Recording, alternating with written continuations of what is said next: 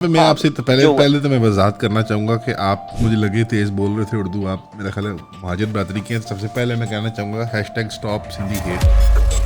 नहीं, I am Sindhi sir. है? हाँ, ये सिंध मेरा है। अगर इमरान खान साहब जब भी बाहर आते हैं तो क्या उनको एक नई मुशक्कत करनी पड़ेगी, दोबारा पार्टी बनानी पड़ेगी? ये सारे पुराने सारे बिल्कुल साफ होंगे, चंद चीदा लोग होंगे इमरान उनके खान साथ। साहब यहाँ पे अभी फ्रेम में आ जाए ना और मेरे पे हाथ रख के कहें कि यार अमानुल्लाह जो है ना ये इस हल्के से लड़ेगा तो मैं इलेक्शन जीत जाऊंगा वहाँ। अगर हमारी स्टेट में कोई गुड सेंस होगी तो इनको वो बाहर ला के एज ए स्टेट्समैन कौन को जोड़ेंगे उनके जरिए। इमरान खान ने पंजाब से अपना वोटर खोया है। बहुत नाराज थे लोग पंजाब में, बिल्कुल थे।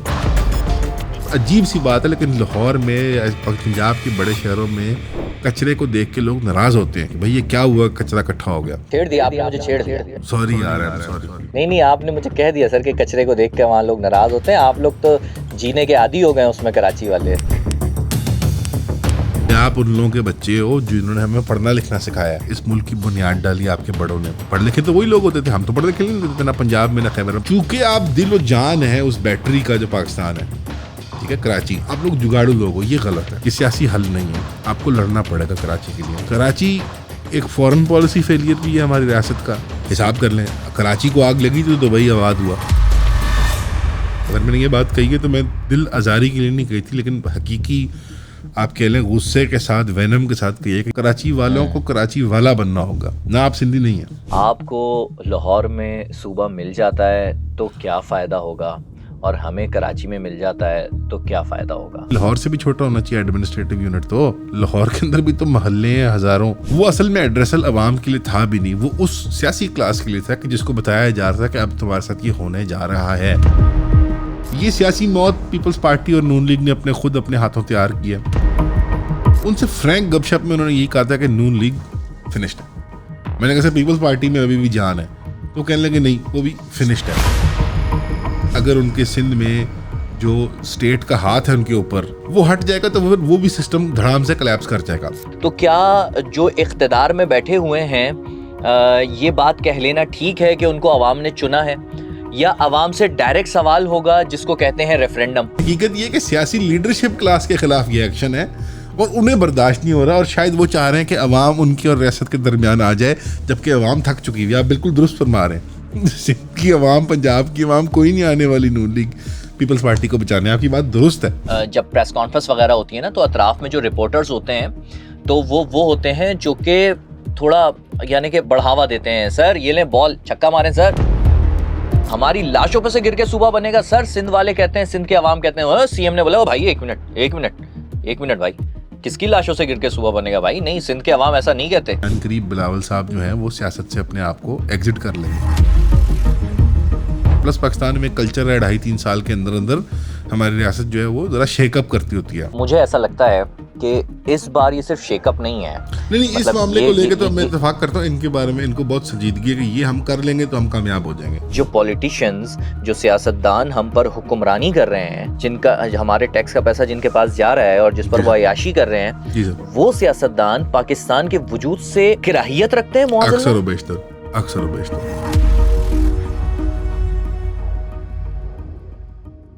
अस्सलाम वालेकुम सर, मुबारक हो आपको। बात करने से पहले आपको मुबारकबाद दे दूं, मैंने कहा। वाह साहब जी, खैरियत किस चीज़ की मुबारकबाद दे रहे हैं? सर माशाल्लाह लाहौर सूबा बन रहा है आपका, बन रहा है। मुबारक हो जी। मैं अब जिस रफ्तार से चल रहा है मुझे लगता है कि बन ही ना जाए, but I am not aware of it कि अभी हुआ है कि नहीं। अच्छा, बन ही ना जाए कि थोड़े से आप मुझे परेशान लग रहे हैं। इस मौजू पर हम बात करेंगे। आज हमारे साथ जनाब अमान भाई मौजूद हैं। इयॉन चैनल आपने सबने देखा होगा, बड़ा ज़बरदस्त चैनल है। मैं उसको फॉलो करता हूँ और कोशिश करता हूँ कि वहाँ से जितना निचोड़ सकता हूँ ना निचोड़ लूँ। लेकिन इनकी एक फिल्म आ रही है, उस फिल्म के बारे में बल्कि मैं क्या बताऊँ, उसका आप ट्रेलर देख लें पहले। चर्स और अल्कोहल, इससे कुछ नहीं होता। अपनी क्लास में बहुत ब्राइट स्टूडेंट था, तो certain gradually he started going down, so that was something which alarm me. मैंने हेरोइन यूज किया, had been use 4 to 5 years। मुझे वो वाइट पाउडर मिल गया। One of his friend came to me, उसने कहा अंकल ये जो है ना हीरोइन है।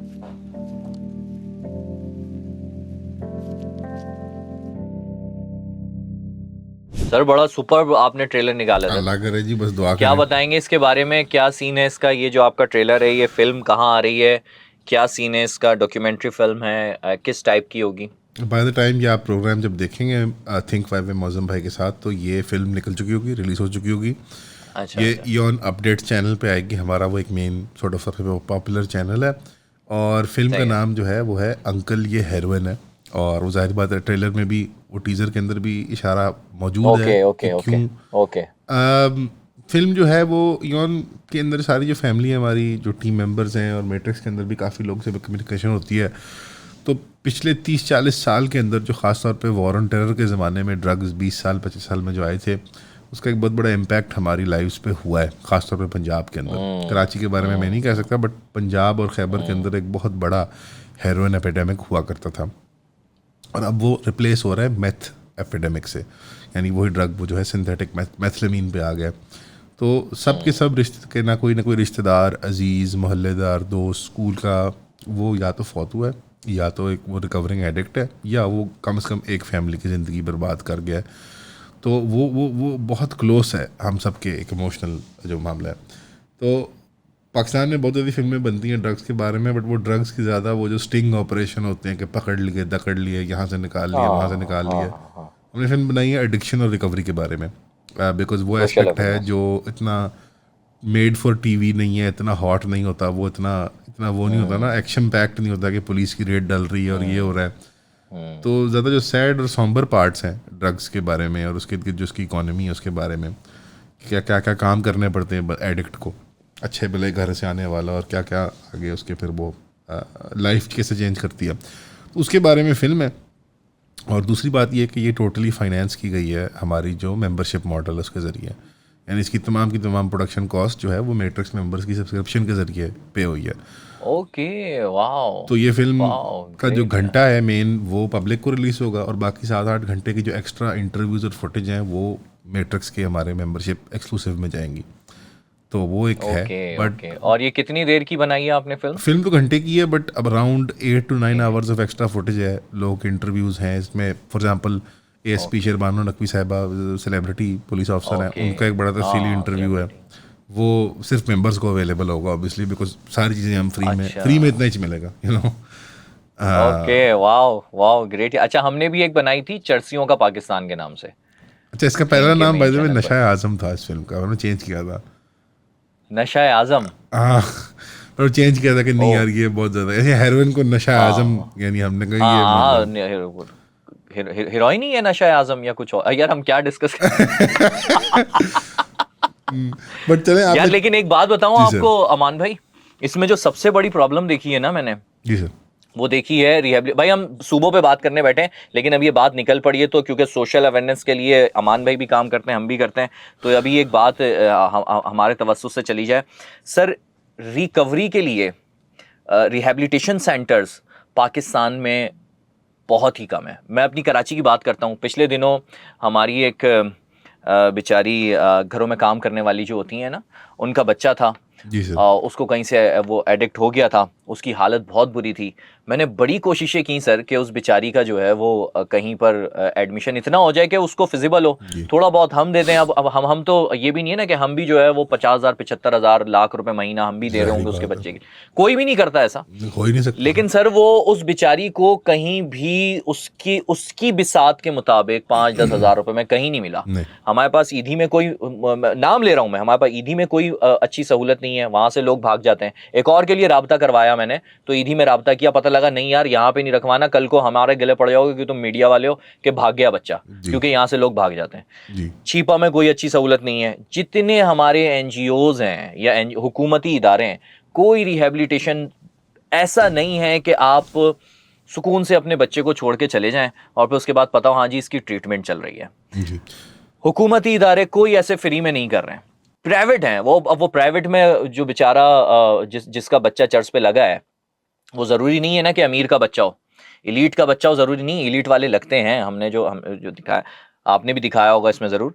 लेकिन जो गरीब का बच्चा लगा है वो कहाँ से सर रिहेबिलिटेशन सेंटर तलाश करेगा? सर थोड़ा सा हाईलाइट तो किया था इसके अंदर के रिहेबिलिटेशन सेंटर्स की ना सिर्फ अवेलेबिलिटी का इशू है, बल्कि बहुत ही एग्जॉर्बिटेंट और महंगे रेट्स पे इस पर ऑपरेट कर रहे हैं।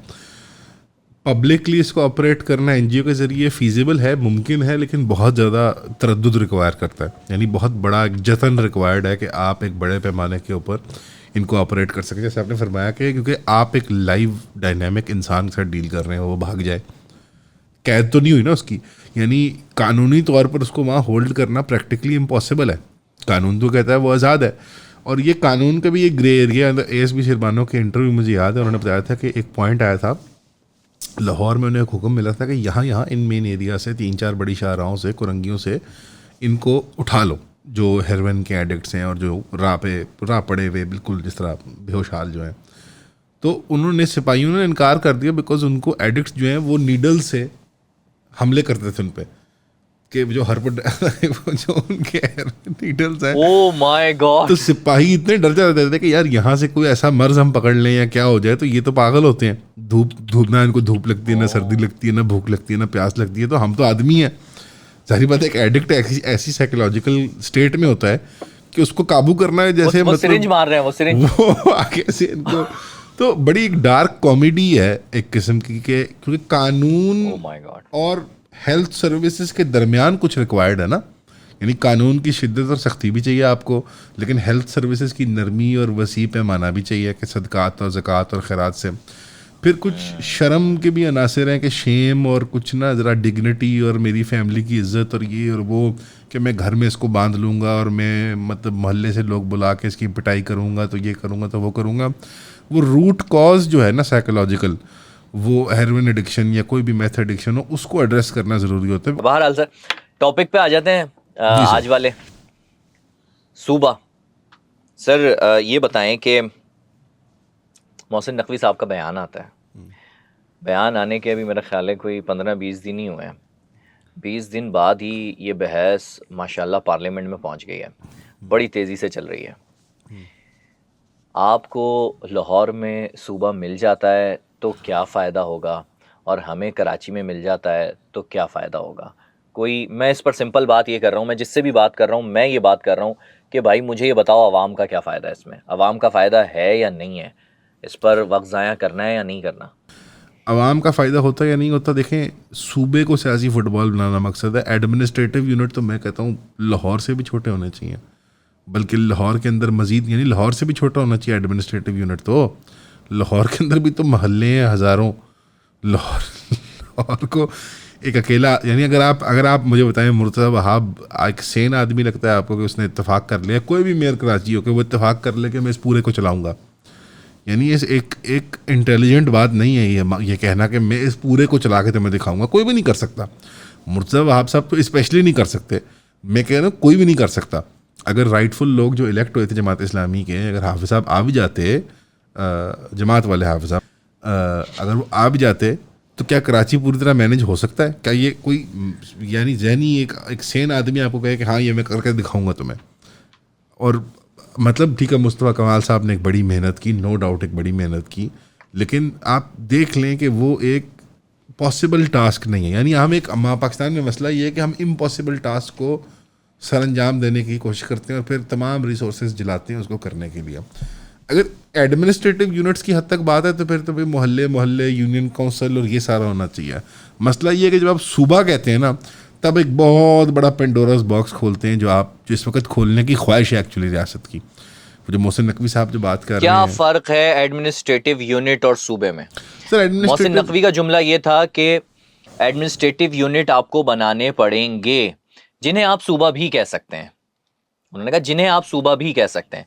तो इसमें कोई फ़र्क है, या क्या एडमिनिस्ट्रेटिव यूनिट को सूबा कह लें, सूबे को एडमिनिस्ट्रेटिव यूनिट कह लें, कोई मसला नहीं है? पॉपुलर मैंडेट ना पॉपुलर मैंडेट है स्टेट के पास, ना रहा है पिछले 2.5-3 सालों में, number 1। Number 2, parliamentary procedure.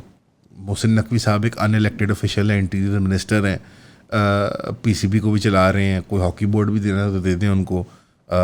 Pi practically हमने किसी सरकारी प्रोसेस, पार्लियामेंट्री और पब्लिक प्रोसेस के बगैर प्राइवेटाइज कर दी। दीगर चीज़ें हुई जा रही हैं बैक टू बैक के। नेशनल लेवल इंस्टीट्यूशंस जो हैं उनको बांदी बना दिए रियासत का। खेलो यार, ये देखो यार सूबे वूबे, ठीक है, कोई सेक्रेड लाइंस नहीं होती सूबों की, और मैं कोई इतना उनका वो नहीं हूँ, मदा नहीं हूँ कि नहीं ऐसे ही होने चाहिए सूबे या वैसे ही होने चाहिए। बट पॉइंट ये है कि एक लैक ऑफ एक डिसइंजेन्युइटी है, एक लैक ऑफ सीरियसनेस है स्टेट की जानिब से, बल्कि एक डायरेक्ट इंसल्ट और बाकायदा एक बुलडोजिंग है अवामी राय की कि नहीं तुम ज़रा अपने औकात में अपने मेचे के अंदर रहो। ये प्रॉब्लम है सर। अब प्रैक्टिकल पे तो बहस ही नहीं है सर, प्रैक्टिकल पे तो बहस ही नहीं है कि एक्चुअल एडमिनिस्ट्रेटिव यूनिट की मैनेजमेंट के अंदर ये एडमिनिस्ट्रेटिव बहसें फरूही महसूस होती हैं जब प्रिंसिपल कॉज जो है कॉन्स्टिट्यूशन का वो कॉन्ट्रडिक्ट हो रहा है कि अवामी हकमियत नहीं कायम अच्छा, हो रही। आपने बड़ी ज़बरदस्त बात बोली सर। आपने कहा कि अवामी राय। अच्छा, हम जो देखते हैं कि इस वक्त अवामी राय कैसे ली जाए। अच्छा जी, अवामी राय उनकी होगी जो ऑब्वियसली जिनको अवाम ने चुना है, जी सर। जो इख्तिदार में बैठे हुए हैं। तो क्या जो इख्तिदार में बैठे हुए हैं ये बात कह लेना ठीक है कि उनको अवाम ने चुना है, या अवाम से डायरेक्ट सवाल होगा जिसको कहते हैं रेफरेंडम? को प्लेबिसाइड को रेफरेंडम को ऐसी चीज़।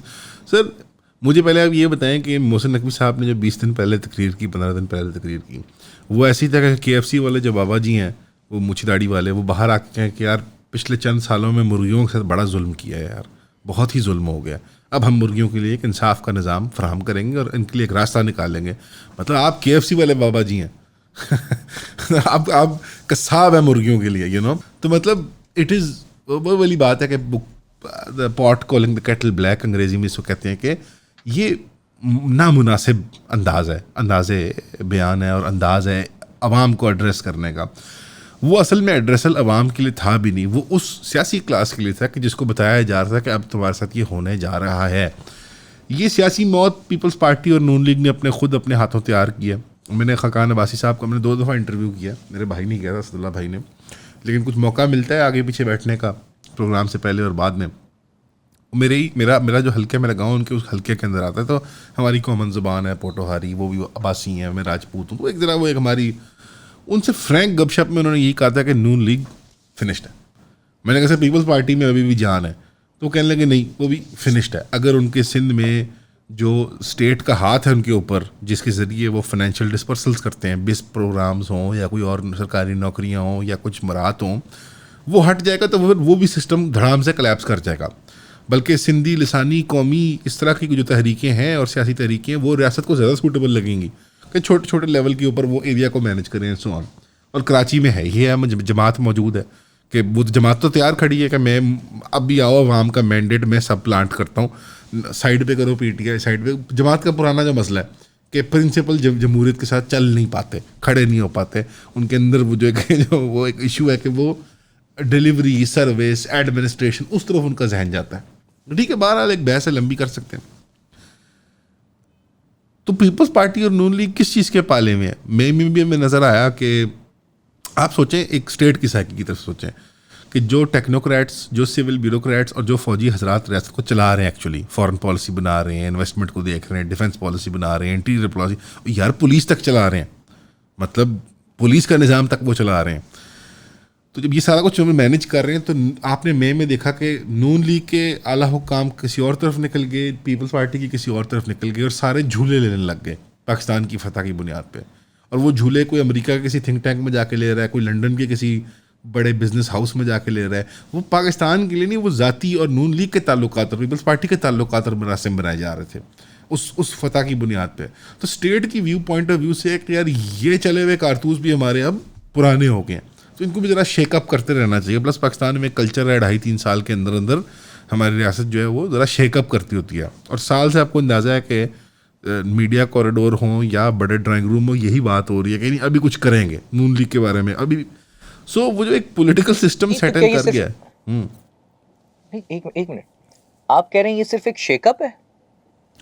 मेरे ख्याल में पूरे सिस्टम का शेकअप है। वेदर नॉट इम्प्लीमेंट होता है ये remains to be seen. Sir आपको एक शेकअप होता है, मतलब में एक और आपने चीज़ नोट की होगी कि टेस्टर भी बहुत लगाए जा रहे हैं। पिछले 2.5-3 साल के अंदर टेस्टर लगा के वापस भी ले लिया जाता है। मोहसिन नकवी साहब की जो तकरीर में बैकलैश आया था, उसी शाम में DG ISPR साहब ने भी तकरीर कर दी थी, आपको शायद भूल रहा है। और वो एक किस्म का क्लीन अप ही था, वो एक किस्म का। उन्होंने भी कहा था कि जी एडमिनिस्ट्रेटिव यूनिट बनने चाहिए। वो उन्होंने आके री इन्फोर्स तो किया, लेकिन उन्होंने जो उसकी नेगेटिव PR बन गई थी उसको उन्होंने जवाब, यानी रियासत छोड़ के वापस भी लेती है, छोड़ के फिर उसकी सफाई भी पेश करती है, यानी एक टेस्टिंग फेज में है। लेकिन इस बारी इस देखें, पर्टिकुलर मामले को लेके देखें, मेरे अगर ख्याल आप में सिर्फ इसको शेकअप कह रहे हैं ना, तो मुझे ऐसा लगता है कि इस बार ये सिर्फ शेकअप नहीं है। नहीं इस मतलब मामले ये को लेके ये- तो ये- मैं ये- इत्तेफाक करता हूँ, इनके बारे में इनको बहुत संजीदगी है कि ये हम कर लेंगे तो हम कामयाब हो जाएंगे। हाँ, क्योंकि आप इस वक्त रवैये देखें, रवैये बहुत बदल चुके हैं। बदल चुके हैं, पिछले सही दिनों बात है। मैंने सीएम सिंध के अतराफ में ना, असल में होता क्या है यहाँ पर, लाहौर में भी यही होता होगा हमारे यहाँ, कि जब प्रेस कॉन्फ्रेंस वगैरह होती है ना, तो अतराफ में जो रिपोर्टर्स होते हैं, तो वो होते हैं जो कि थोड़ा यानी कि बढ़ावा देते हैं, सर ये लें बॉल, छक्का मारें सर। हाँ जी बिल्कुल। तो वो उन्होंने ना बॉल दी, एक रिपोर्टर ने ना, तो उसने सवाल किया कि सर हमारी लाशों पर से गिर के सूबा बनेगा सर, सिंध वाले कहते हैं, सिंध के अवाम कहते हैं। सीएम ने बोला, ओ भाई एक मिनट भाई, किसकी लाशों से गिर के सूबा बनेगा भाई, नहीं सिंध के अवाम ऐसा नहीं कहते। और पहली बार मुझे ऐसा लगा कि यार वाकई एक पॉलिटिशियन ने बड़ी जबरदस्त और संजीदा बात की है। उन्होंने कहा भाई सिंध के अवाम ऐसा थोड़ी कहते हैं, तो आप कह रहे हो। और जो हकीकत बात है कि सिंध के अवाम क्या कहते हैं, लाहौर के अवाम क्या कहते हैं, और हुक्मरान क्या कहते हैं, इन दोनों बातों में फ़र्क है या नहीं है? मैं गलत कह रहा हूं तो बता। नहीं आपकी बात बिल्कुल दुरुस्त है कि प्रेजेंट देखें, हमारी हुकूमत इतने भोंडे तरीके से ना करे ना ये सारा जो ये कर रही है, तो होना तो है ये इनेविटेबली, सूबों को छोटा होना चाहिए, ये कोई लकीरें अल्लाह से लगा के नहीं हम आए हुए। लेकिन हकीकत ये कि जिस भोंडे तरीके से कर रहे हैं, तो इमेज ये जा रही है कि अवाम के ख़िलाफ़ ये एक्शन है और अवाम जो है वो इसको नहीं बर्दाश्त करेगी। लेकिन हकीकत ये कि सियासी लीडरशिप क्लास के ख़िलाफ़ ये एक्शन है और उन्हें बर्दाश्त नहीं हो रहा, और शायद वो चाह रहे हैं कि अवाम उनकी और रियासत के दरमियान आ जाए, जबकि अवाम थक चुकी हुई है। आप बिल्कुल दुरुस्त फरमा रहे हैं। सिंध की अवाम, पंजाब की अवाम कोई नहीं आने वाली नून लीग पीपल्स पार्टी को बचाने। आपकी बात दुरुस्त है, मैं आपसे एग्री करता हूँ।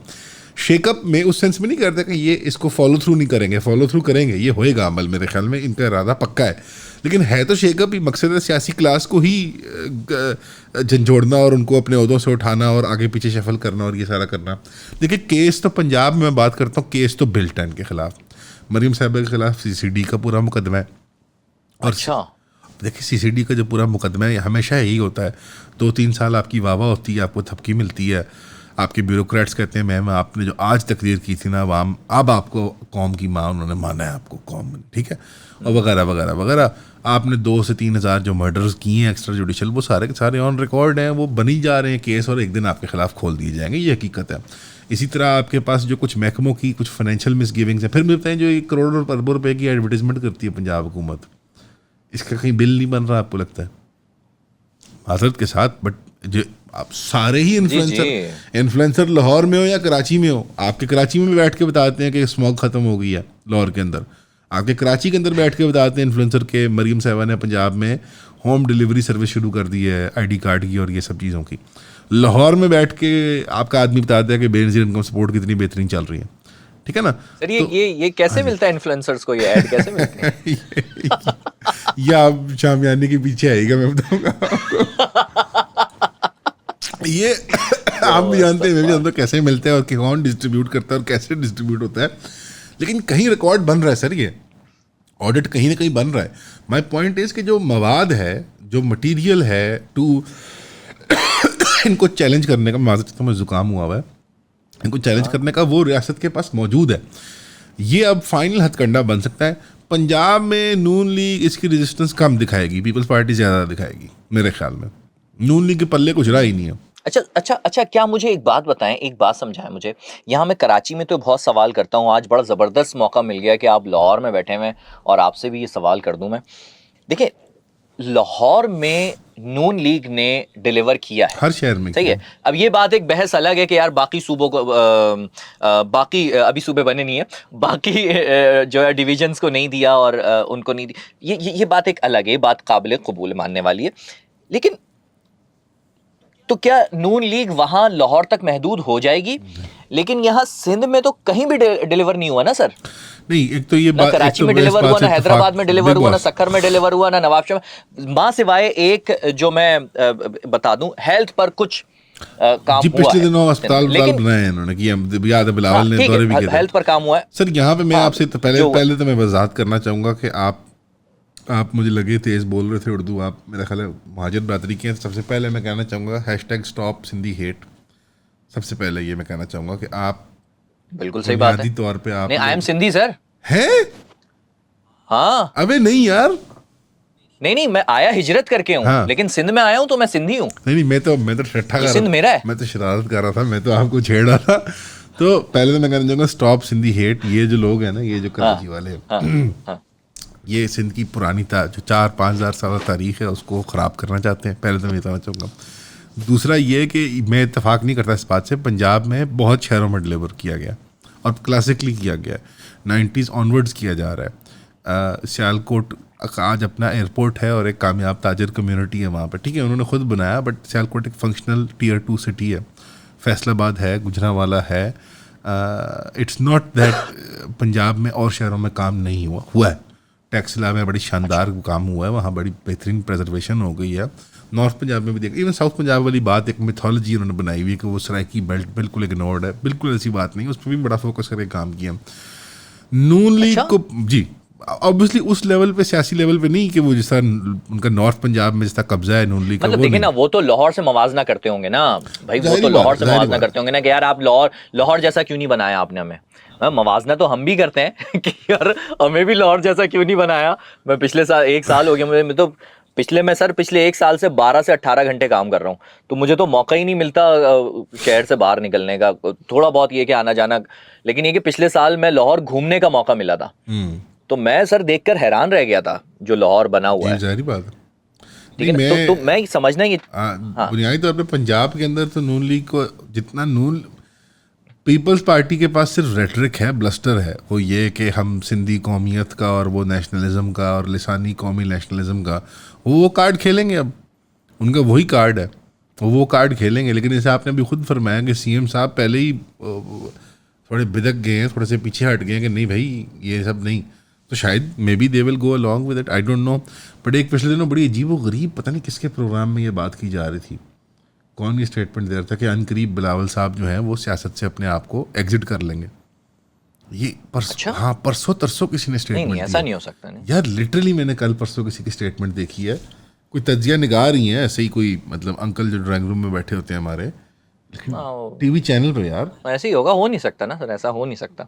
बड़ी ज़बरदस्त बात की थी पिछले दिनों, मैंने अहमद चनाया साहब के साथ पॉडकास्ट किया, हाँ जी। उन्होंने बड़ी ज़बरदस्त बात की थी कि मैं उनकी बात को दोहरा रहा हूँ, उनकी बात को एंडोज नहीं कर रहा हूँ, लेकिन उन्होंने कहा था कि जरदारी साहब गुड कॉप बने हुए हैं और बिलावल साहब बैड कॉप बने हुए हैं। ठीक, तो ये वाला तो सीन है। अभी जैसे सीएम साहब का मैंने कहा, उन्होंने कहा नहीं भाई नहीं, क्यों आप फजूल बात कर रहे हैं यार, लाशें गिर जाएंगी। कोई लाशें नहीं गिरनी, सिंध की आवाम ऐसा नहीं गुड चाहती। कॉप बैड कॉप खेलते हुए।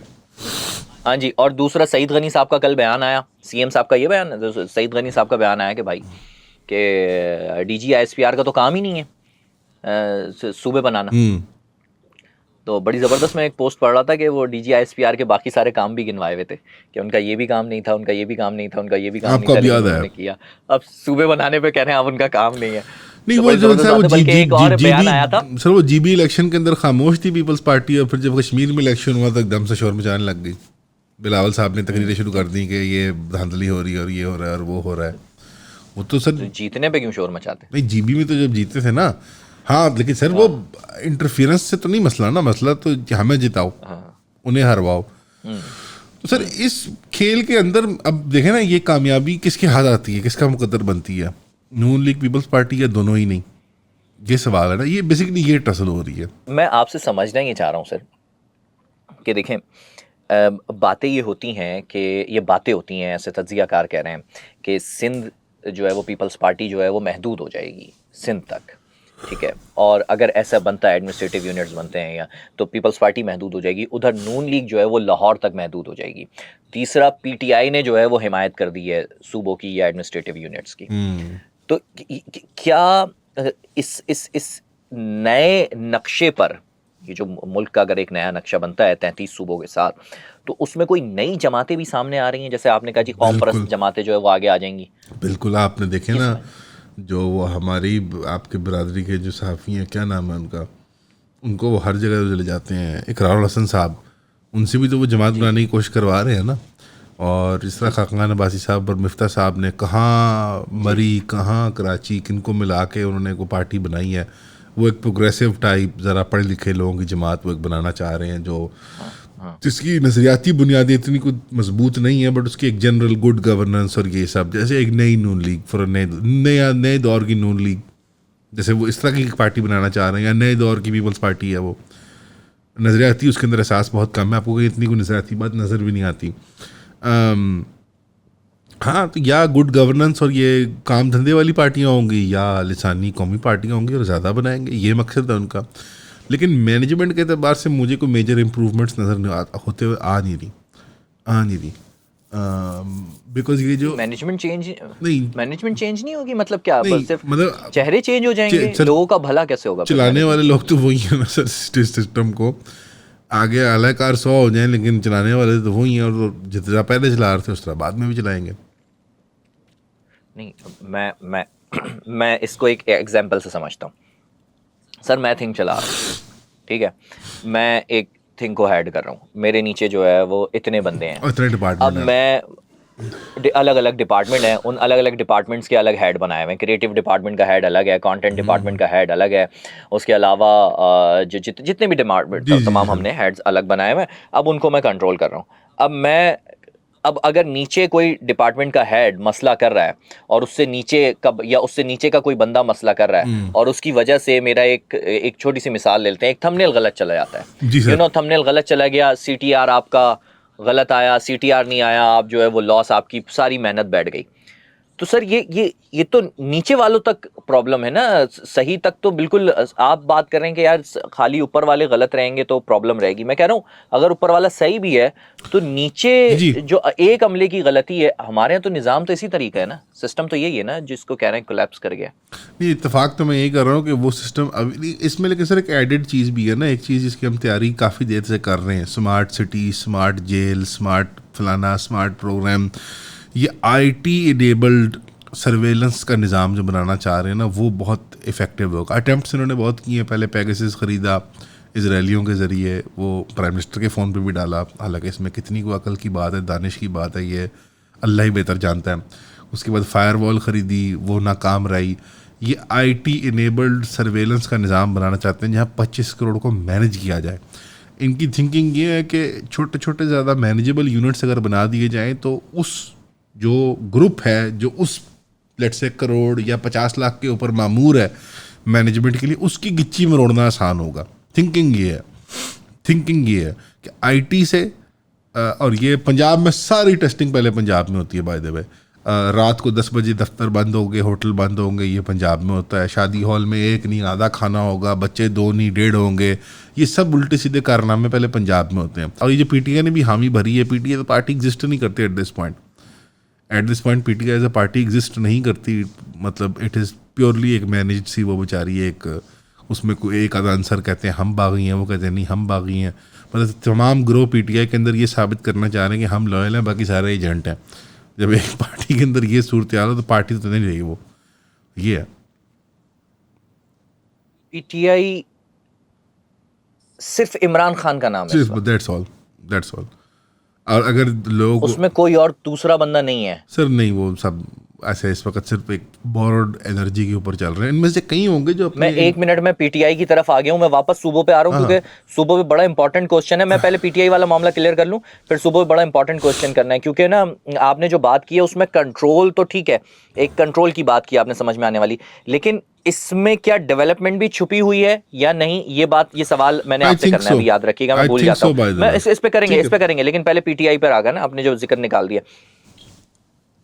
अगर इमरान खान साहब जब भी बाहर आते हैं तो क्या उनको एक नई मुशक्कत करनी पड़ेगी, दोबारा पार्टी बनानी पड़ेगी, ये सारे पुराने सारे बिल्कुल साफ होंगे, चंद चीदा लोग होंगे उनके साथ? इमरान खान साहब यहाँ पे अभी फ्रेम में आ जाए ना और मेरे पे हाथ रख के कहें कि यार अमानुल्लाह जो है ना ये इस हल्के से लड़ेगा तो मैं इलेक्शन जीत जाऊंगा वहाँ पे, ये सूरत हाल है इमरान खान साहब की इस वक्त।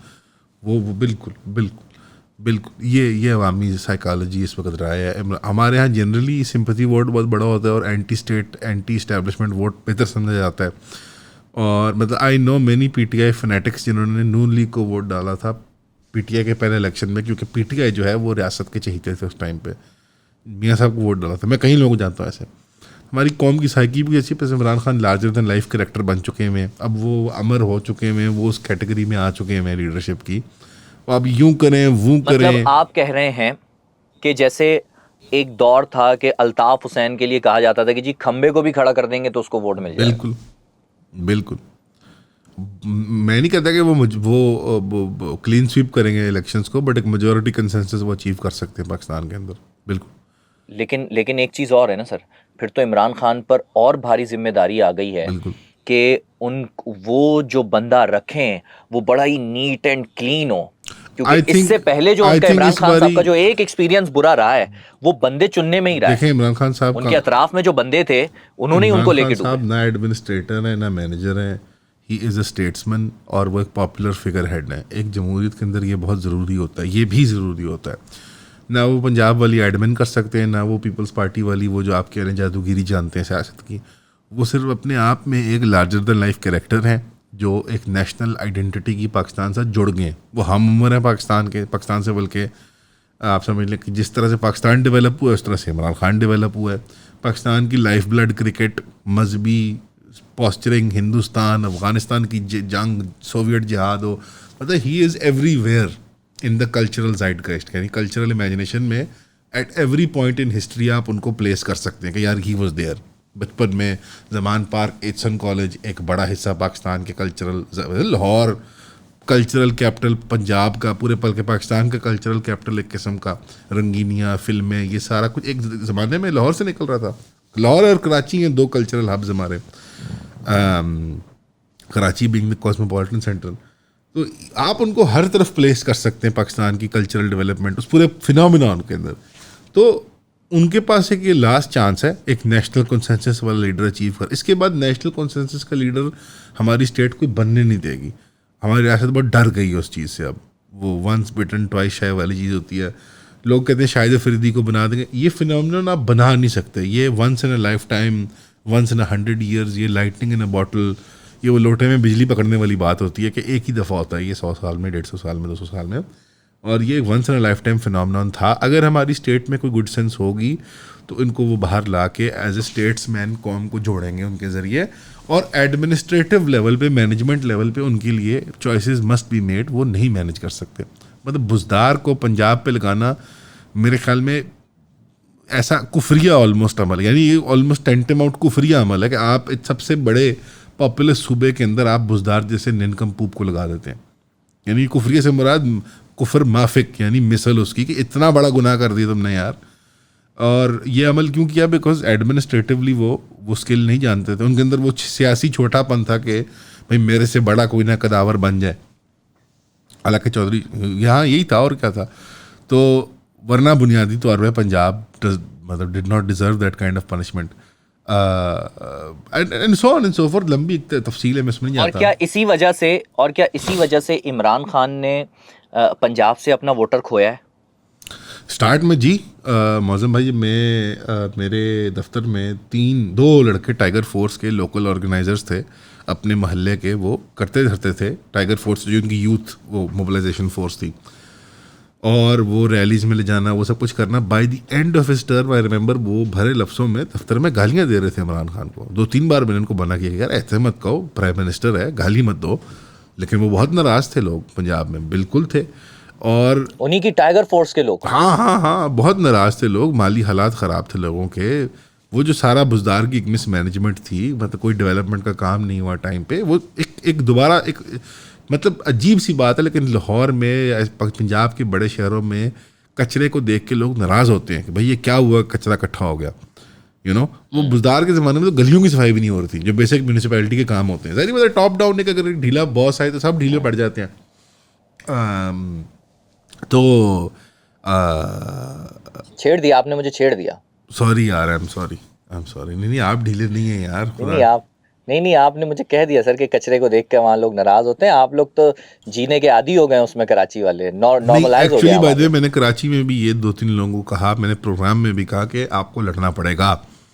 मैं बचपन में ना, हमारे दादा और नाना जो थे ना, मैं जिस एरिया का हूँ गुजर खान पोटोहार बेल्ट जो है, हमारे दादा फरमाते थे या रेलवे में कूली या फौज में सिपाही, ये 2 काम थे।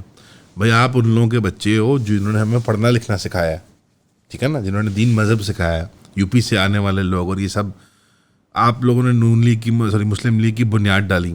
इस मुल्क की बुनियाद डाली आपके बड़ों ने। आप लोगों ने उर्दू सिखाई लोगों को, इंजीनियरिंग, मेडिसिन। पढ़े लिखे तो वही लोग होते थे, हम तो पढ़े लिखे नहीं होते थे ना पंजाब में ना खैबर में। पंजाब में तो यहाँ पर रंजीत सिंह को पूछते हैं, बादशाह औरंगज़ेब जिसको जालिम मानते हैं, यहाँ पे उनके ज़माने में 90% प्लस लिटरेसी रेट था। और रंजीत सिंह के दौर के जुल्म के बाद यहाँ पे 5% मुस्लिम पंजाबी की लिटरेसी 5% चली गई थी जब British Empire by the time आया था। यानी उसने 1-2 नस्ल के अंदर रंजीत सिंह ने पंजाबी मुसलमान को जाहिल कर दिया, उसकी नस्ल कुशी कर दी।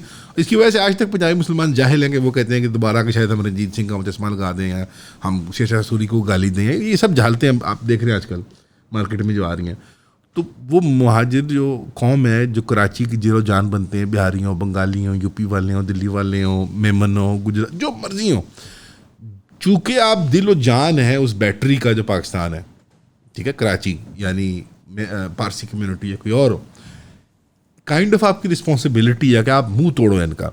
क्योंकि ये नहीं जायज़ दोस्ती कि आपके नल में पानी नहीं आ रहा तो हम बाउज़र कर लेंगे। आप लोग क्योंकि ताजर लोग हो ज़्यादातर, आप लोग अवॉइड करते हो कॉन्फ्लिक्ट को, तो आप लोगों ने और रास्ते, आप कहते भाई टाइम नहीं है, भाई पागल हो गए, भाई टाइम नहीं जाके म्यूनिसिपल कॉर्पोरेशन पे खड़े होने का, तो वो करो काम। आप लोग जुगाड़ू लोग हो, ये गलत है, ये सियासी हल नहीं है। आपको लड़ना पड़ेगा कराची के लिए। कराची को जब कराची एक फॉरेन पॉलिसी फेलियर भी है हमारी रियासत का, दुबई की खातिर हमने मरवाया कराची को। और देख लें कि कौन कौन लोग इस एजेंडा में शामिल हैं, हिसाब कर लें। कराची को आग लगी तो दुबई आबाद हुआ। कराची जो है कि मकबरे पे दुबई का महल खड़ा हुआ है, बैरूत के मकबरे पे दुबई का महल खड़ा हुआ है, बैरूत का भी। तो एक फॉरेन पॉलिसी फेलियर था। दूसरा एक डोमेस्टिक हमारी मैनेजमेंट लेवल का जो फेलियर है ना, वो उसको ठीक करने के लिए हमें पूरा सियासी कल्चर तब्दील करना होगा। अगर मैंने ये बात कही है तो मैं दिल आज़ारी के लिए नहीं कही थी, लेकिन हकीकी आप कह लें गुस्से के साथ, वैनम के साथ कहिए कि यार इसको आप बर्दाश्त। मैं गया एक मोहल्ले में, हमारे जो बड़े प्यारे दोस्त हैं ऑफ द स्कूल वाले, नजम भाई कराची में नजम भाई मार्टन रोड पे एक ना बच्चों का चैरिटी स्कूल चलाते हैं। वहाँ कुछ 4,500-5,000 बच्चा पढ़ता है माशाल्लाह। वहाँ पे एक बच्ची थी, उसके घर 18 घंटे बिजली नहीं आती थी और वो स्कूल में आके वो हाथ मुँह धोती थी, नहाती धोती थी, क्योंकि पानी नहीं घर में। उसकी घर की हाउस होल्ड इनकम 2.5 लाख थी। बड़ा भाई और बाप काम करते थे। आप मुझे पंजाब में और खैबर में ला के दिखा दें घर जिसमें 2.5 लाख हाउस होल्ड इनकम हो। भाई 2.5 लाख रुपये बहुत बड़ी रकम होती है यार।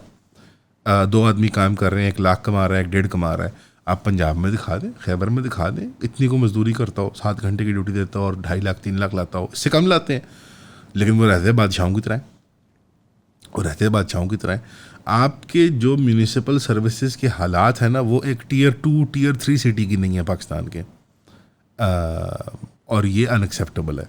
जब तक कि महाजर क्लास, ख़ास तौर पे महाजर आइडेंटिटी से हट के कराची आइडेंटिटी को सामने रख के, ये जो MKM की एक्सपेरिमेंट में शरारत यही थी कि एक लिसानी कौमी आइडेंटिटी को सामने रखा गया, बल्कि जो पाकिस्तानियत है उसके वाली वारिस आप लोग हैं। तो आप तो बात कर रहे हैं रेलवे के कुलियों, कराची की सर आप बात कर रहे हैं रेलवे के कुलियों और फौज के सिपाहियों के पोते पोतियों से। तो हम अगर आपको ये कह रहे हैं तो फिर अकल करें, आपके बाप दादा कौन थे? हम तो सिपाही थे ना फौज में, हम तो मार्शल रेसेस हैं, ये पोटोहार के, पठान और ये हम सब पंजाबी पेंडू लोग जिनको फौज में भर्ती किया जाता है। अगर हम आपको ये सबक पढ़ा रहे हैं आज तो सोचने वाली बात है। और हाँ, ये सबक आप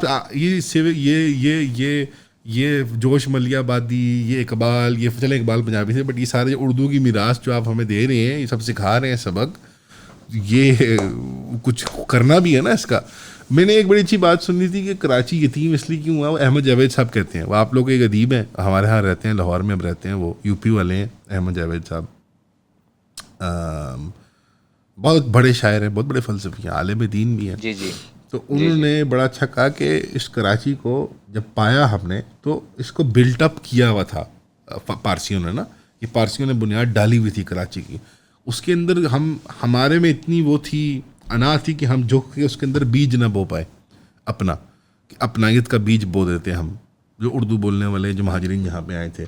और यानी हमारी कमर में बहुत था। आप होते गए मोहल्लों के अंदर गेट वाइज होते गए बंद होते गए और आज उसका रिजल्ट आ गया कि कराची एक कॉस्मोपॉलिटन मेल्टिंग पॉट बनने के बजाय वो एक मोहल्ला टू मोहल्ला, और उसका अपने सबसे अच्छा अब दोबारा ठीक होना शुरू हो गया मेरे ओपिनियन में। बाय द वे वो अगली वर्जन हमने देख लिया MKM के 90s और 2000s वाले गैंग वायलेंस के दौर के अंदर। बट अब दोबारा वो, मैं जब कराची के बच्चे से, अब तो कितनी नस्लें गुजर गई हैं, कराची का जो नौजवान है वो कराची का नौजवान है, कई बच्चों को पता भी नहीं होता कि मैं कहाँ से आया हूँ, क्या हूँ। वो वाली बात जो होगी ना कि इंचोली में तो फलाने लड़के ही रहते हैं, वो समझ गए ना मेरी बात है, फलाने एरिया में तो फलाने ही होते हैं, वो भी आहिस्ता आहिस्ता आहिस्ता आहिस्ता ख़त्म हो रही है चीज़। ये जेनजी के दौर में मिक्सअप हो। हाँ, और ये देखें, हमने नहीं इसमें एफर्ट किया, हमारे बड़ों ने एफर्ट नहीं किया, ये इंटरनेट ने कर दिया। वो वही बर्गर खा रहे हैं जो लाहौर में बच्चे बर्गर खा रहे हैं, वो वही पिज़्ज़ा खा रहे हैं जो लाहौर में खा रहे हैं, वही जीन्स पहन रहे हैं जो लाहौर में पहन रहे हैं। तो हमारा क्या कारनामा है इसके अंदर, हमारी ऑर्गेनाइजेशनल पावर का क्या काम कारनामा है, हमारी सियासत का क्या, कुछ भी नहीं। जब बच्चों ने खुद ही ये करना है तो वही वाली बात होगी कि पानी नहीं है तो बाउज़र ले आओ, वो नहीं, कल्चर नहीं है तो इम्पोर्ट कर लो, इंटरनेशनलिस्ट। वो कराची की अपनी एक जो यतीमी अगर ख़त्म करनी है ना, तो ओनरशिप और पॉलिटिकल एक्टिविज़म के थ्रू। मुझे जिब्रान नासिर वगैरह को देख के तो बहुत हंसी भी आती है, लेकिन मुझे लाड भी आता है कि यार चलो धक्के धुक्के खा लेते हैं यार ये लोग। यहाँ पे ज़्यादा आसान है, वी अंडरस्टैंड दैट, यहाँ बड़ी बरादरियों में 10-10 गाँव हैं, 20-20 गाँव हैं, सारे मिल के। खैबर में भी ज़्यादा, मेरे ख्याल में पूरे पाकिस्तान में सबसे डेमोक्रेटिक सूबा खैबर पख्तूनख्वा है, सबसे डेमोक्रेटिक सोसाइटी खैबर पख्तूनख्वा, और हमेशा से रही है। और ख़ास तौर पे जो सबसे ट्राइबल एरियाज हैं, by the way, they are the most democratic in the absolute sense में बात कर रहा हूँ। वहाँ बराबरी, हमारे यहाँ फिर कास्ट सिस्टम है, ऊंच नीच, मलिक चौधरी, ये फलाना मज़ारा, ये वो। सिंध के अंदर भी वो मसला है फ्यूडलिज्म का, खैबर में बिल्कुल नहीं है। खैबर में एक ही बरादरी का एक वो है मांगने वाला है, और एक ही बरादरी का जो है वो बराबर है, को सेम बरादरी की है। यानी चलो कम से कम उनकी ट्राइबल बरादरी सोसाइटी में कोई डेमोक्रेटिक एलिमेंट्स हैं। तो कराची को अपनी आइडेंटिटी से बढ़ के, जैसा न्यूयॉर्क है, इस तरह लंदन है, कराची वालों को कराची वाला बनना होगा ना। आप सिंधी नहीं है, आप सिंधी नहीं है, आप ये बार बार जो कहते हैं सिंधी। और अगर सिंध ने कराची को आबाद करना होता तो आज से 1000, 2000, 3000, 4000, 5000 साल पहले कर चुका था। इतनी कदीम कौमियत है, जिस चीज़ का हर वक्त सहारा लेते हैं हमारे लिसानी नेशनलिस्ट जो भाई हैं। इतनी अगर कदीम कौमियत है, कुछ करना होता तो कर लेते। पूरा मकरान कोस्ट का जो हाल है वो आपके सामने है। हमने एक कराची क्यों बनाया, हमने यहाँ से लेके सिब्बी, बलोचिस्तान, क्वेटा तक 10 कराची क्यों नहीं बनाए, 20 कराची क्यों नहीं बनाए? या एक कराची या एक गवादर की बात होती है, मकरान कोस्ट को आबाद करने की बात तो नहीं होती ना, सिंध और बलोचिस्तान के कोस्ट। तो इट इज़ फुली पॉसिबल, कौमों ने करके दिखाया है, दुनिया की अक़वाम ने करके दिखाया है। हमने नहीं किया ना, हमें एडमिट करना होगा। अब कराची की बड़ी क्लास को, जो नौजवान नस्ल को पॉलिटिकल एक्टिविज्म को हाथ में लेके एज कराची आइडेंटिटी, एक नई मुहाजिर आइडेंटिटी, क्योंकि पाकिस्तानियत भी उसके अंदर छुपी हुई है, पाकिस्तानियत का तस्वर भी, क्योंकि मेरा आपसे कोई ताल्लुक नहीं भाई, आप मेरी ज़ुबान नहीं बोल सकते, आप मेरी तरह नहीं जीते रहते, लेकिन जो ताल्लुक आपके साथ मेरा है, जो वो पाकिस्तान वाला जो है, वो ही चीज़ हमें जोड़ती है, और वो ला इलाहा इल्लल्लाह वाली है। उसके अलावा नहीं कोई एहसास। वरना आप क्यों आगे बिहार से पाकिस्तानियत तो कोई एब्स्ट्रैक्ट कॉन्सेप्ट बना के कराची वालों को उसको लीड करना होगा कि ये है। बड़ा जबरदस्त जगह पे ले आए हैं सर आप। जी, यही सूबों का मसला भी यही है बिग बॉस, सूबों का मसला भी यही है big boss. Identity vacuum create हुआ, उस आइडेंटिटी में सुन्नी और शिया रिकॉन्साइल नहीं हो पाए, उस जब वैक्यूम क्रिएट हुआ उस आइडेंटिटी के अंदर ये सारी लिसानी कौमी जो ग्रुप्स हैं जो इकट्ठे हुए हैं पाकिस्तान में, वो रिकॉन्साइल नहीं हो पाए। ये बहुत बड़ा एक क्राइसिस क्रिएट हुआ नजरियाती। चलें, ये एक आइडेंटिटी क्राइसिस की जो आपने बात की ना, अब आप बड़ी ज़बरदस्त जगह पर ले आए मुझे ये बताएं कि ये जो सूबों का मामला है, जो एडमिनिस्ट्रेटिव यूनिट्स का मामला है, इसमें आइडेंटिटी क्राइसिस डालना और लिसानियत को डाल देना, ये कहाँ की, ये इसकी वजह क्या है?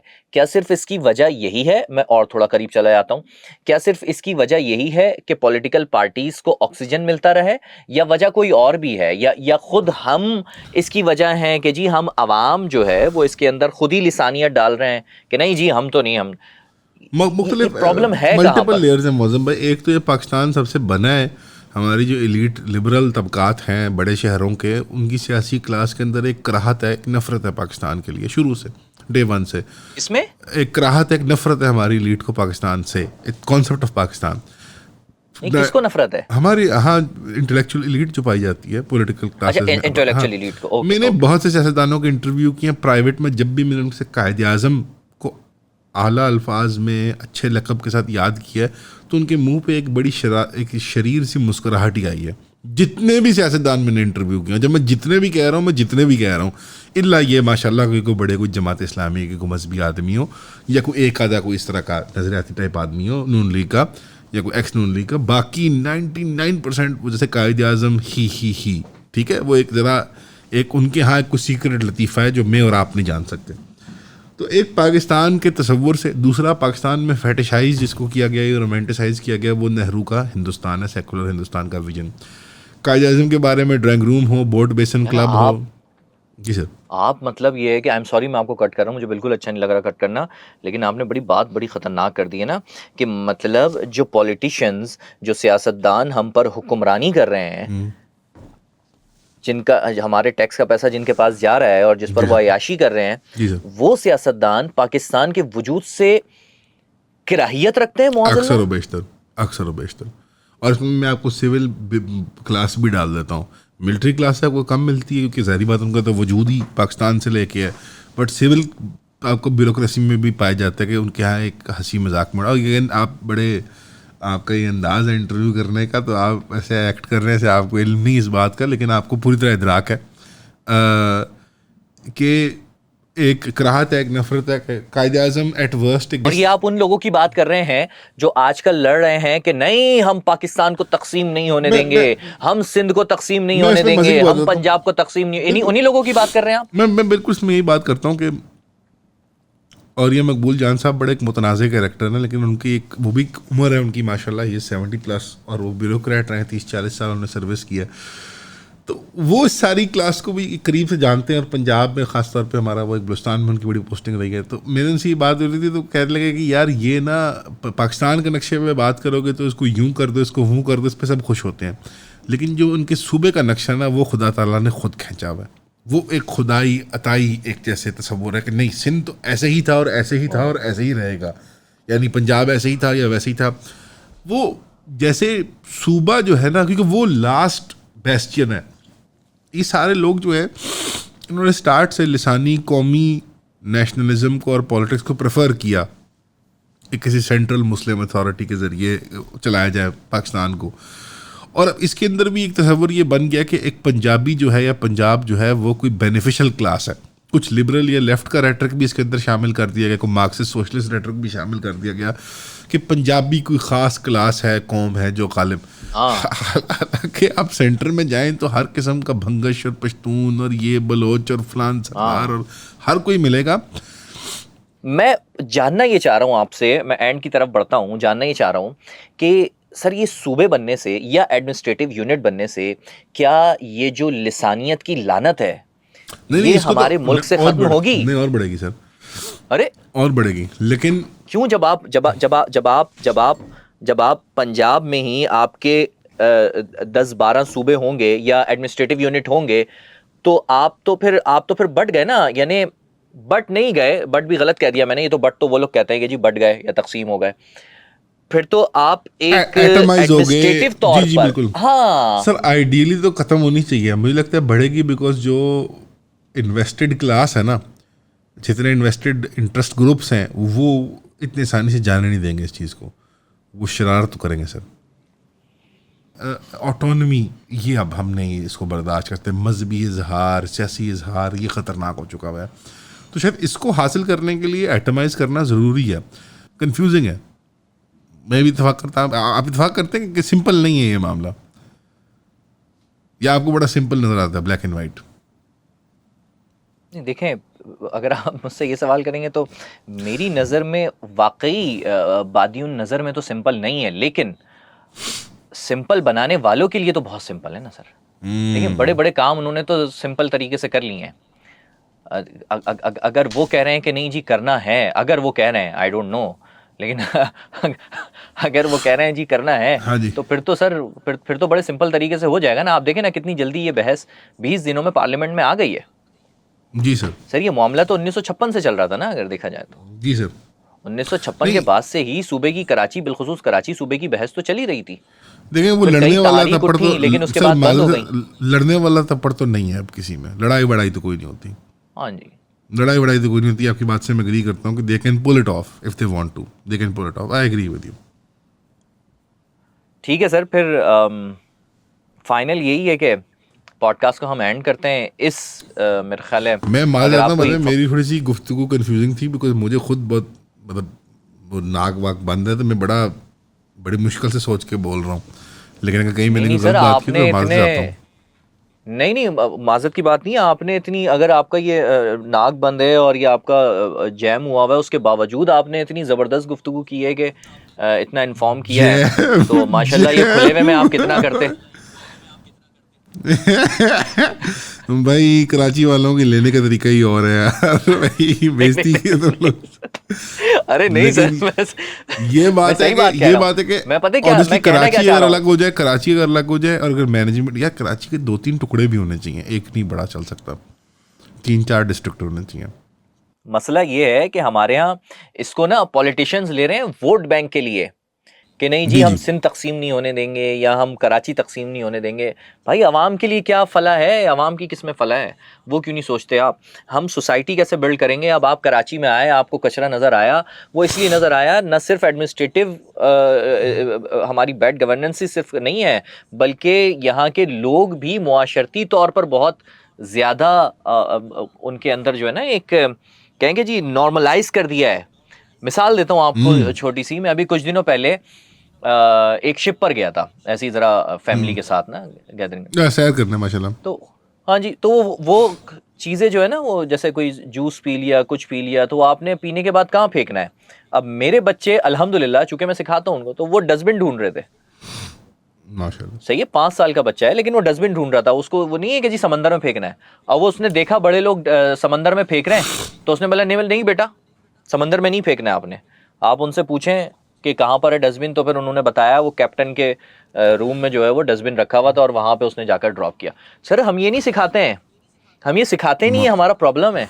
हम कचरा फेंकना सिखाते हैं, बिल्कुल। हमारा प्रॉब्लम है। कचरा नहीं, कचरे वाला मौज़म नहीं भाई, आया, आप फेंक दें गली में।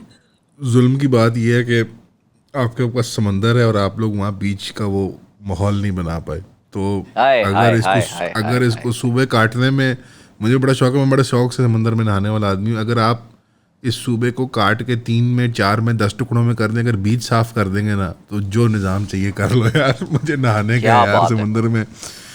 दुआ ही कर सकते हैं, करना तो इन्होंने वही, आपको उनकी कभी मर्जी आए है। आप तो कराची, सर आपको बताएंगे कि खूबसूरत पॉइंट नहाने के लिए कौन सा बेहतर है। आपको ये बात पता है ना कि हमारा कराची में जितना सीवरेज का पानी है वो जी जाकर समंदर में गिरता है।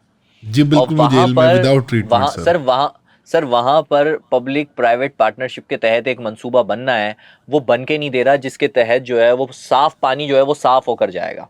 और इस पर बल्कि मैं रिकमेंड कर देता हूँ नाज़रीन को, मैंने एक जो है वो डिटेल में डॉक्यूमेंट्री बनाई हुई है फॉल ऑफ कराची के नाम से, आप भी देखिएगा सर। मैं फॉल ऑफ देखूंगा कराची के इंशाल्लाह। नाम से बनाई हुई है। उसमें मैंने ये बहुत बताया शुक्रिया। है कि यहाँ पर जो सीवरेज का निज़ाम था ना, जो सीवरेज का निज़ाम था वो पहले बड़े तरीके से गुजर रहा था। जी हमने वो सीवरेज का निज़ाम ही बदल दिया सर।